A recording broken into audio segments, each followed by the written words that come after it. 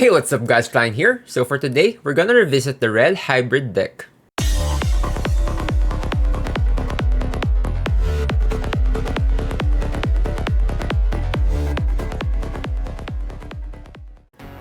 With the new support coming from the anniversary packs of the Digimon TCG, we are actually getting some good hybrid cards, which maybe can push through this hybrid deck builds onto the maybe tier 2 or even a tier 1 meta deck. The hybrid Digimons are actually such a hype back in pre-BT4 because of all those leaks having hybrid Digimons or even Digimons digivolving into your Tamers, from your Tamers. But then again, the hybrid decks kinda fell short with the Nidhoggmons and the Yellow War Greymons.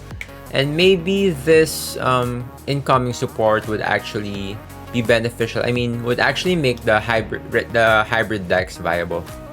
Okay, first let's talk about the usual BT4 hybrid build. We got the 4 copies of Digimon. So what Digimon does is it gives our Digimon plus 1 KDP whenever our opponent's trash pile has 5 cards or more. So that 1 KDP is really important if we wanna do some break some power ties on maybe attacking our opponent's security or maybe attacking our opponent's suspended Digimon. So that plus 1 KDP might come in handy whenever we attack with our Digimon. So next on our list are the 4 copies of Flamon. So Flamon is your standard hybrid back in BT4. What he does is we get to reveal the top 3 cards of our deck, and then we add 1 hybrid Digimon and 1 red Tamer from those 3 cards into our hand. The only problem with Flamon is that Ancient Greymon is actually not a hybrid Digimon. So just in case you get to reveal maybe an Ancient Greymon and another one of your level 6s on those 3 cards, then automatically 2 of your level 6s are already at the bottom of your deck. So you might want to be careful on using Flamon's on-play effect. So next on our rookie list, we have the 4 copies of Agumon from the standard deck. So what Agumon does is he simply just boosts our Digimon's DP by 1k. So it's the same usage as Digimon, but the thing with Agumon is you don't have any he doesn't have any requirement for that plus 1 KDP to activate. Okay, next on our list are 2 copies of Vanilla Rookie, which is Monodramon. So Vanilla Rookies, as I've said so many times before on my previous videos, are really good if you wanna be cost efficient with your memory, as well as if you just wanna do some rookie rush. Maybe if you are bricking on your champions and your ultimates, sometimes you just want to play tons of rookies, and having a 2 cost to play rookie is such a good thing if you want to rookie rush your opponent. Okay, next on our list are the 2 copies of the BT2 Biyomon. So what the BT2 Biyomon does is whenever she gets deleted, we get plus 1 memory. So usually you can use this as an early aggression in the early parts of the game. And even though Biyomon gets deleted, it's okay because we do get that plus 1 memory so that we can extend some of our plays. Okay, now we're moving on to our champions. First are the 4 copies of the new Agunimon from the anniversary pack. So what this new Agunimon does is it solves the problem of Ancient Greymon having 5 costs to digivolve. Because with this new Agunimon, it has an ESS wherein whenever it's our turn, if we get to digivolve into our Ancient Greymon, we can reduce the digivolution cost by 2. So if we have this Agunimon and then we digivolve into our level 5 and then into our Ancient Greymon only costs 3 now. So if we have a generic Tamer on play, we can still swing with Ancient Greymon at the same turn that we digivolve into him. The problem before with Ancient Greymon is that his digivolution cost is so high that whenever you digivolve into Ancient Greymon, he doesn't have an immediate impact, and at the same time you get to pass the turn onto your opponent already. So if Ancient Greymon doesn't really survive onto your next turn, you just spend tons of your resources doing nothing. So this Agunimon actually solves the problem because now we can digivolve into Ancient Greymon and then swing at the same time. Okay, another thing with this new Agunimon is whenever we attack with him, we can actually digivolve directly into an Ancient Greymon with this by disregarding even the level requirement of digivolving. We just have to pay 2 memory, and then we instantly digivolve Agunimon into an Ancient Greymon. The problem with this is that at the end of our turn, Ancient Greymon gets deleted. But it's kinda okay since we already have done the damage, because if we do have a Flamemon and then digivolve into this Agunimon, and then if we attack and immediately digivolve into our Ancient Greymon, we actually get to attack with 13k and security plus 2 attack. So it's a really good early aggression. And not only that, we only spent like 2 memory to digivolve into our Ancient Greymon.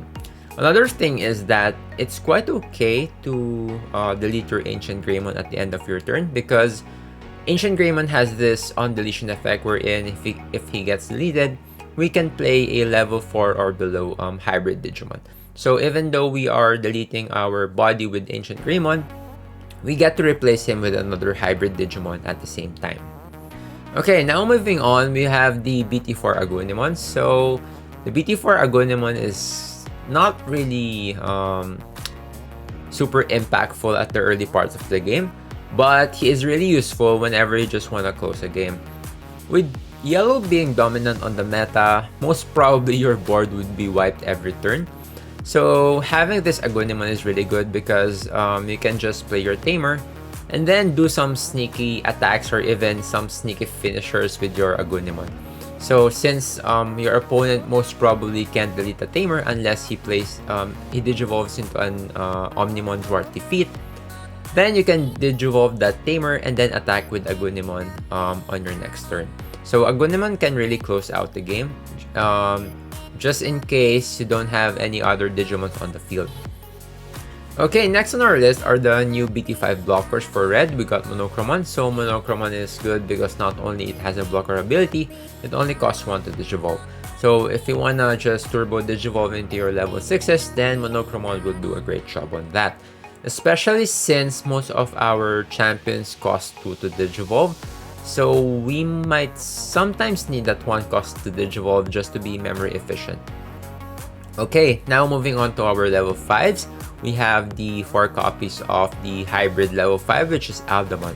So what Aldamon does is he gives early pressures at the early parts of the game, because Aldamon actually has security plus 1 attack. And not only that, even though he is just a 7k DP Digimon, he actually gets plus 4k DP if you have any hybrid or Tamer cards on your Digivolution source. So Aldamon can hit with 11k DP and plus 1 security attack, and most probably hopefully it would survive on those security attacks. Okay, next on our level 5 are the 4 copies of Groundramon. So Groundramon is here even though he's just a vanilla Digimon, because he only costs 5 to hard play and only costs 2 to digivolve. So Groundramon is like your bridge, is a really efficient bridge from your level 4s onto your level 6s. Okay, now we're moving on to our hard hitters. First, we have the 4 copies of Ancient Greymon. As I've said before, Ancient Greymon really costs a lot whenever you digivolve into him, because he costs 5 to digivolve. But with the new Agunimon, maybe we can be more memory efficient this time, because that Agunimon actually reduces the cost of Ancient Greymon's Digivolution cost by 2, so that we can digivolve into Ancient Greymon and maybe attack at the same turn. So what Ancient Greymon does is whenever we attack, Ancient Greymon gets security plus 1 attack for every hybrid and every Digimon with a Greymon on its name on your Digivolution source. So if you have like Flamemon plus I don't know, maybe Agunimon and then Aldamon and then Ancient Greymon, and if you have a Tai Kamiya on your field, then your Ancient Greymon attacks with security plus 4, so that's like 5 damage. So Ancient Greymon is a really good one-hit turn kill Digimon. And we can actually finish a game even though if our opponent's security pile is at 5 with a single turn because of a new card from BT5, which we will discuss later.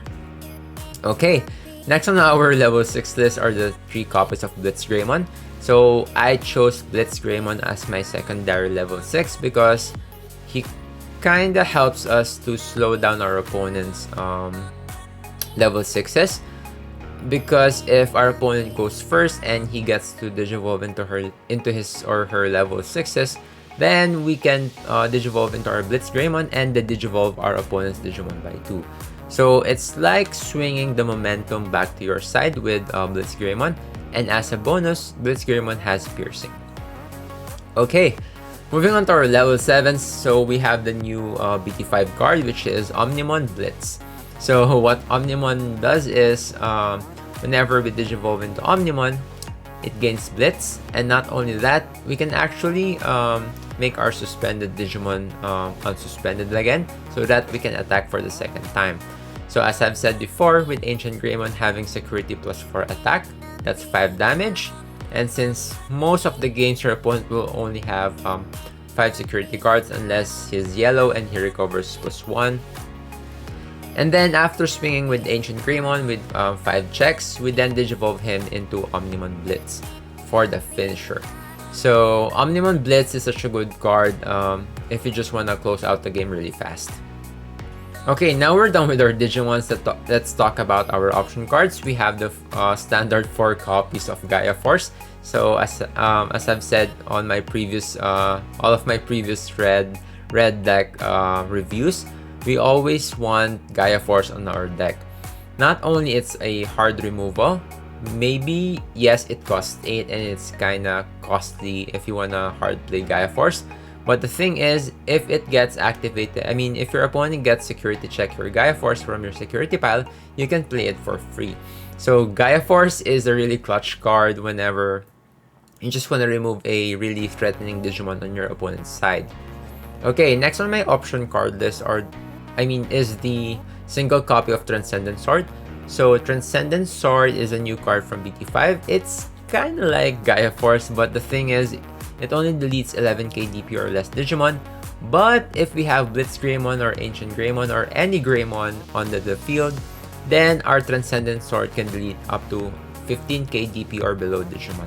So Transcendent Sword is just like, I consider it as my 5th copy of Gaia Force on this deck. Okay, so lastly on our list are the 4 copies of the BT1 Taikamiya. So Taikamiya has 2 uses on this deck. First is, if we have like 4 Digivolution sources on our Digimon, then our Digimon gets security +1 attack. It's really important if you wanna 1-turn kill your opponent with Ancient Greymon onto your Blitz Omnimon. But the most important skill of Taikamiya here is the generic skill, which is we always start at 3 memory. So why is it important? It's because, as I've said before, we wanna digivolve into our Ancient Greymon and swing at the same time so that we can maximize his returns, because Ancient Greymon doesn't have any Digivolution effect, which means if we just digivolve into Ancient Greymon and then pass the turn onto our opponent, then basically Ancient Greymon did nothing. So with Taikamiya and then the new Agunimon support, we can actually digivolve into our Ancient Greymon and then attack at the same turn. So Taikamiya is really useful for that. And as a bonus, since Taikamiya is a Tamer, we can also digivolve him into the BT4 Agunimon. As I've said before, since yellow is really dominant on the meta, most probably our board would be empty with all those minus DP effects of yellow. And if we have Taikamiya and it's our turn, then we digivolve him into an Agunimon, maybe we can finish the game. So Taikamiya really does tons of things for this deck. That's why I put 4 copies of him. So final thoughts on this deck list is that I was actually quite excited when I heard that the hybrid archetype is finally getting some support, because back in BT4 I was quite hyped on the Ancient Garurumon and Ancient Greymon archetypes, but they were kind of slow because they cost 5 to digivolve. So maybe the new support with the promo cards of Lobomon and Agunimon would finally break this deck list onto the meta. And that's it for today's deck list, guys. I hope you really liked the deck preview. If you did, please do subscribe to the channel. I also have a Facebook page at SaberKlein. And if you have any comments or suggestions regarding this deck list, or maybe you want to change some of my deck builds, just comment them down below on the comment section. And that's it for today, guys. Till next time, peace out.